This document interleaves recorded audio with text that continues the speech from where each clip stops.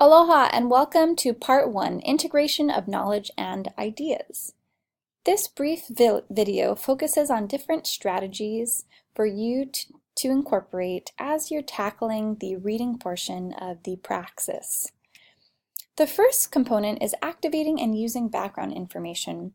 Interestingly, background knowledge is pretty much made up of a person's experiences with the world. This does include anything that you've read, checked out online, and any experiences that you've had with other people.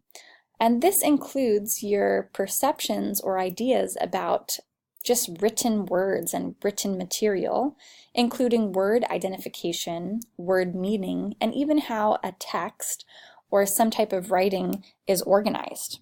Researchers have been able to establish that readers' existing knowledge, so what you know about the world and what you've read about, that's all really critical information in helping you to determine and comprehend what you're reading. So we're listing a couple different strategies for you to consider in tackling or utilizing as you go about the reading portion of the Praxis. Now this first strategy is generating and asking questions while reading. This strategy involves you asking yourself questions throughout reading a text or a passage. The ability for you to ask yourself relevant questions as you read is especially valuable in helping you to integrate information, figure out the main point of a passage, and then summarize information. Asking the right questions allows you to focus on what's most important about the information within a given text or passage. When reading through passages, it is important that you ask questions like the following. What is this passage about? What's the main idea of the passage? Why do you think the author wrote this passage? And how would you retell this passage to another person?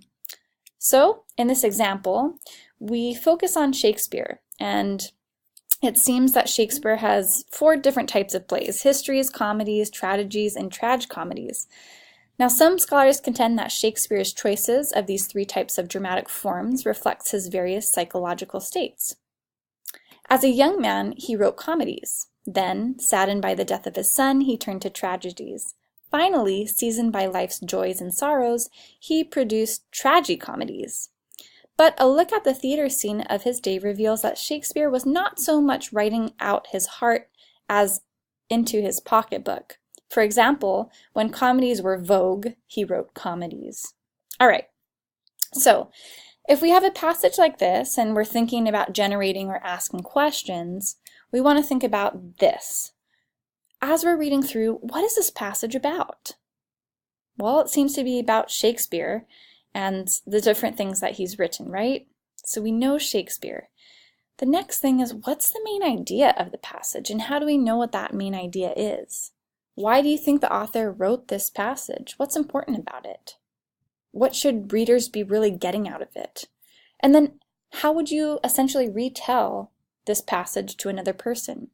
So every time you come across a passage within the Praxis reading portion, you want to be asking yourself these critical questions as you're reading through a passage. You don't want to just read through it and really not consider what's happening here. There's really important questions that you need to ask and consider as you're working through each one of the passages. So generating and asking questions is an essential and key component to tackling the Praxis reading portion. The next strategy is making inferences. Now, authors don't always provide us with complete descriptions of, or maybe explicit information about a topic, a setting, a character, or an event. However, authors often provide us clues that we as the readers can kind of read between the lines, so to speak, by making inferences that combine information in the text with maybe some background information. Different questions to make inferences are, what is your inference of this passage? What information do you use to make this inference? How valid do you think your inference is? After reading the passage again, do you need to change your inference? Again, thinking about our Shakespeare passage, and then thinking about our inferences. So what is an inference of this passage? Well, I'm wondering at the end here, especially this kind of last two sentences, it seems like the author is making the point that maybe Shakespeare really didn't, write these plays, maybe they didn't really reflect his psychological state. Maybe Shakespeare was really writing them because they were vogue or popular at the time. So even though the author doesn't explicitly say, I disagree with people who argue that Shakespeare is writing through his psychological state, instead I argue that Shakespeare was writing to make money. So even though the author hasn't explicitly said that, that's kind of the inference that I'm starting to make about this passage. So really coming to your own conclusions based on information within a passage is very important to think about as you're going through a Praxis passage. Another step is predicting. So good readers use predicting as a way to connect their existing knowledge to new information from a text. And so they're able to get meaning from what they read. Okay, so to kind of clarify that, based on your background or based on the experiences that you have, that can kind of shape the way that you think about or predict about what's going to happen within a text or a passage. So before reading, you might want to think about what you know about the author to predict what a text will be about. A title might also trigger some memories of texts that are similar or information that you've heard in the past. Prediction is very important in the Praxis. Although you might not always have a title, you can produce predictions based on different things within the passage. One prediction you can use is based on the first sentence in the passage, what do you think the remainder of the passage will focus on? Or based on an argument made within the passage, what type of evidence do you think the author will need to state to support or maybe reinforce his or her thoughts or arguments? So predictions are very, very helpful in helping you to kind of better understand the context and better understand the meaning of a particular passage. All right, so we're back here at our Shakespeare passage and thinking about prediction. If we just look solely at this first sentence here, Shakespeare wrote 4 types of plays: histories, comedies, tragedies, and tragicomedies. I'm assuming that this passage might have something to do with Shakespeare and perhaps the types of plays that he created. Of course, as we jump in, we learn more that it's really Shakespeare's choices on these types of plays. But for the most part, we know that our topic is Shakespeare, and we know that this passage is going to be on some type of play. All right, moving on to our next strategy. Summarizing is really important because it can enable you as the reader to recall text quickly. And this is a very key strategy because the Praxis has quite a time limit on it. So you really need to work on getting through passages and gaining information in text, just kind of passages very quickly. Summarizing can also make you more aware of the text's organization and also what are important elements in a text and maybe even how ideas within a passage or a text are related. So a couple different questions to ask when summarizing are, what are the steps an author took to prove an argument, or what are the most important aspects of this passage? So really looking at the passage holistically and looking at kind of key movements or key points made within the passage. Again, within our Shakespeare passage example, if we think about summarizing, what do you think are the most important aspects of this passage, and how did this author prove his or her point?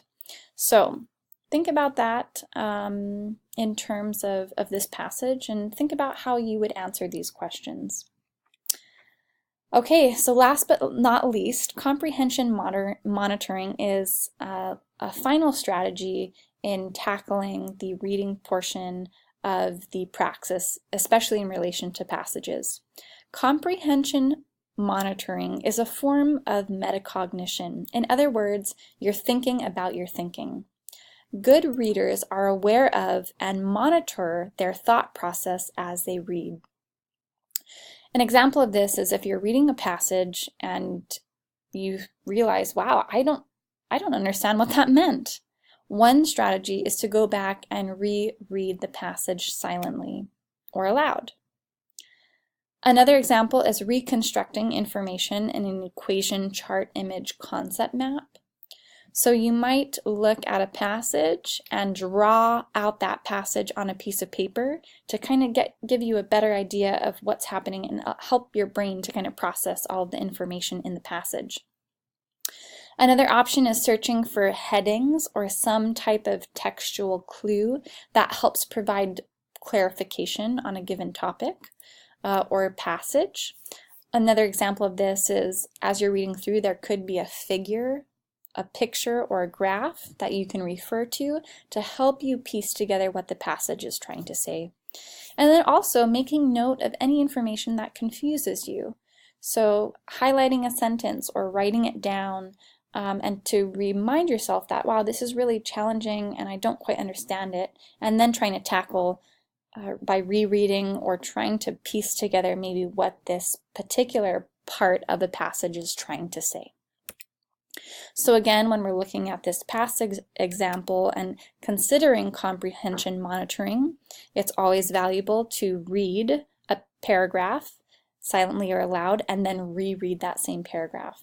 You're really trying to construct information about what's happening within this passage and then making note of any information that confuses you. For example, Vogue. If any of you had a difficult time identifying what Vogue meant in this particular passage, that would be something to write down and think about, or really anything that might confuse you within this particular passage. Okay, so I think it's time to practice now. Since you've completed this video, the next step is to scroll down on this page and click here to Practice Part 1 tab and complete the passage and activity. It's essentially the information that we've just covered, and I hope it provides you with a good background on how to tackle some passages in the reading portion of the Praxis. Thanks!